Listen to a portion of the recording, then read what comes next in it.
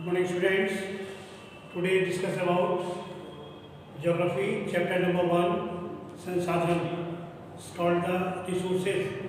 संसाधन क्या होते हैं, इनका क्या उपयोग होता है और इन तथ्यों का क्या इसमें महत्व होता है. संसाधन किसी भी वस्तु के लिए, प्रत्येक वस्तु जिसका इस्तेमाल हम अपनी आवश्यकताओं की पूर्ति के लिए करते हैं, वो हमारे लिए संसाधन कहलाते हैं, क्योंकि उसी आवश्यकता को पूरा करने के लिए हमें संसाधन की जरूरत पड़ती है. इस प्रकार से कहा जा सकता है किसी वस्तु का उपयोग जिसका अपनी आवश्यकता को पूर्ति करने के लिए किया जाता है, वह संसाधन कहलाती है. कोई भी संसाधन जो वस्तु होती है वो संसाधन कैसे बनती है, जब उसकी आवश्यकता होती है. कोई भी वस्तु संसाधन तब बनती है जब उसकी हमें आवश्यकता होती है और उस आवश्यकता के लिए पूरा करने के लिए जो भी उपयोगिता होती है उसके लिए मूल्य प्रदान किए जाते हैं. यहाँ पर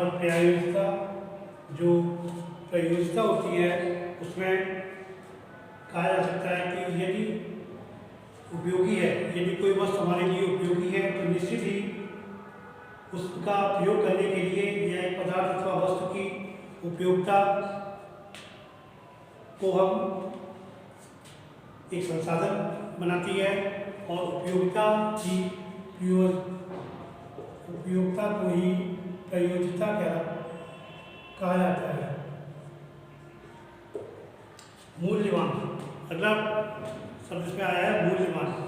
मूल्यवान जब किसी वस्तु का जिसका हम अपनी आवश्यकता के लिए प्रयोग कर रहे हैं और उसका मूल्य उसकी वस्तु की उपयोगिता पर आधारित है, तो निश्चित ही क्योंकि वो मूल्य प्रदान करती है. ऐसी वस्तुएं जो संसाधन के रूप में प्रयोग की जा रही है, जो मूल्य प्रदान करती हैं, वो वस्तु निश्चित ही मूल्यवान कहलाएगी. और मूल्यवान जो मूल्य का अर्थ या महत्व होता है, यहाँ पर अगला वो मूल्यवान पर डिपेंड होता है. इसलिए मूल्य का अर्थ से मतलब होता है कुछ संसाधनों का आर्थिक मूल्य नहीं होता है. ये जरूरी नहीं होता कि किसी वस्तु का मूल्य है तो वो मूल्यवान है. बहुत सी ऐसी वस्तु होती है जिनका कोई मूल्य नहीं होता है लेकिन फिर भी वो मूल्यवान होती है. जैसे प्रकृति के द्वारा हमें प्राप्त जो भी वस्तुएं हैं, संसाधन हैं, वो सब मूल्यवान है लेकिन उनका कोई मूल्य नहीं है.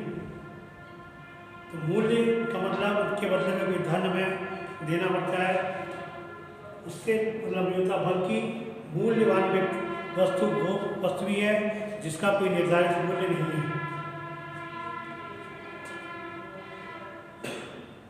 उदाहरण के लिए यदि हम धातुओं का आर्थिक मूल्य होता, तो धातुओं में उपयोग करते हैं, उनका यदि कोई मूल्य होता तो निश्चित ही जो हमारे एक मनोरम भूदृश्य का आर्थिक मूल्य होता है, जो दृश्य हम लोग देखते हैं पहाड़ी क्षेत्रों में या मैदानी भागों में, उनका अगर कोई मूल्य होता तो निश्चित ही वो सभी संसाधन मूल्यवान होते. और लेकिन ये दोनों संसाधन महत्वपूर्ण और मनुष्य की जरूरतों को पूर्ति करते हैं. ये मूल्यवान है लेकिन इनका कोई मूल्य इसलिए नहीं है क्योंकि ये व्यक्ति की जो इच्छाओं पर डिपेंड होते हैं और उनके मनुष्य की जरूरतें जो आवश्यकता होती है उनको पूरा करते हैं. कुछ संसाधन ऐसे भी होते हैं जो समय समय पर उनको आर्थिक रूप से मूल्यवान हो सकते हैं और तब वे आर्थिक रूप से मूल्यवान हो सकते हैं जब उनको हम किसी मूल्य के लिए बेचे जाते हैं. जैसे कोई भी हम जड़ी बूटी को लेकर के कोई दवाई या मेडिकल्स को डेवलप करते हैं, प्रकृति के द्वारा हमें जड़ी बूटियाँ प्राप्त होती हैं और उनसे हम कोई भी मेडिसिन तैयार करते हैं. तो मेडिकल के रूप में उस मेडिसिन को मूल्यवान तो जड़ी बूटी भी है लेकिन उनको मूल्यवान बनाने के लिए उनका मूल्य निर्धारित करना पड़ता है, क्योंकि उसमें और भी बहुत सारी चीज़ों का प्रयोग किया जाता है.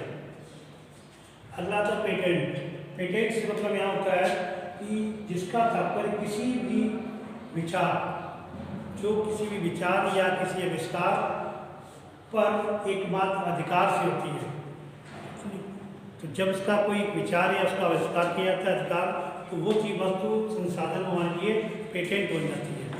इसलिए वहाँ पर विचार अधिकार पर आधारित होने के कारण वो संसाधन हमारे लिए पेटेंट बन जाता है, जो महत्वपूर्ण हो जाता है, मूल्यवान होने के साथ साथ हमारे लिए पेटेंट भी होता है। नेक्स्ट आता है प्रौद्योगिकी, क्योंकि संसाधन में प्रौद्योगिकी का प्रयोग करने से भी उसका मूल्य बढ़ जाता है और वो अधिक मूल्यवान हो सकती है। प्रौद्योगिकी से मतलब होता है किसी कौशल करने के लिए, किसी कौशल करने के लिए या वस्तु बनाने में नवीनतम ज्ञान का प्रयोग, नवीनतम ज्ञान का प्रयोग ही प्रौद्योगिकी है कि उसमें हम नवीनतम ज्ञान करते हैं, तो वो हमारे लिए क्या है, प्रौद्योगिकी है। और प्रौद्योगिकी का प्रयोग है वो हमारे तकनीकी वक्त से रिलेटेड होती है। तकनीकी का अगर हम किसी चीज़ में प्रयोग कर देते हैं तो नेचुरल के साथ हम तकनीकी को जोड़ देते हैं, उसमें कुछ परिवर्तन हो जाता है, उस परिवर्तन के कारण वो वस्तु मूल्यवान हो जाती है, लेकिन हमें उसके बदले में मूल्य भी निर्धारित करना पड़ता है। तो कुछ वस्तुएं ऐसी भी होती हैं जो इनका मूल्य निर्धारण करने पर मूल्यवान, अधिक मूल्यवान बन जाती हैं, कुछ बिना मूल्य निर्धारण करने पर भी मूल्यवान बनी रहती हैं। इसका नेक्स्ट आपका क्या आता है, भंडार, क्योंकि किसी भी संसाधन पर डिपेंड करता है कि उसका भंडारण कितना है, कितना उस चीज़ का प्रयोग एकत्रित किया गया है, कितना उसको स्टोर किया गया है, यह उपयोग की उपलब्ध मात्रा होती है कि उपयोग के लिए हमारे पास कितना उस वस्तु का भंडार है। तो उसका जब भंडार अधिक होगा तो मूल्य निर्धारित नहीं किया जाएगा, मूल्यवान वस्तु है। जब उसका कम होता है तो भंडारण कम होने के कारण उसका मूल्य निर्धारित भी कर दिया जाता है, क्योंकि वो वस्तु हमारे लिए मूल्यवान है। जब मूल्यवान उसका मूल्य निर्धारण होगा तो निश्चित ही वह वस्तु की जो मांग है उस पर थोड़ा सा परिवर्तन हो जाएगा, कम हो जाएगी। इस प्रकार क्योंकि और भी संसाधनों की बहुत सारी आविष्कार और खोजों के द्वारा भी संसाधनों का पता लगाया जाता है। उन संसाधनों से रिलेटेड जो व्यक्ति की या मनुष्य की आवश्यकताओं की पूर्ति के लिए एकत्रित किए जाते हैं, और उनको बहुत सारी ऐसी पद्धति होती है जिनमें प्रचलन भी शुरू हुआ, जबकि जैसे पहिए का आविष्कार हुआ तो ये भी क्या था, संसाधन के रूप में आज वो एक पहिए का आविष्कार होने के कारण से वर्तमान समय में उसका चलन इतना अधिक हो गया कि जिससे हम एक अधिक दूरी को कम समय में तय करने लगे हैं। तो कुछ खोजें ऐसी भी होती हैं इनका मूल्य निर्धारित करने पर और अधिक वो मूल्यवान बन जाती हैं, क्योंकि इनमें बहुत सारी तकनीकियों को जोड़ दिया गया। तो ये सारी चीज़ ऐसी चीज़ होती हैं जो संसाधन में जुड़ जाने से उसकी उपयोगिता को बढ़ा देती हैं। तो इस प्रकार से आज हम लोगों ने संसाधन के कुछ महत्वपूर्ण तथ्यों के बारे में कहा जा रहा था। अगले नेक्स्ट डे हम लोग इसी चैप्टर से रिलेटेड अन्य टॉपिक के बारे में अध्ययन करेंगे। Thanks, have a good day.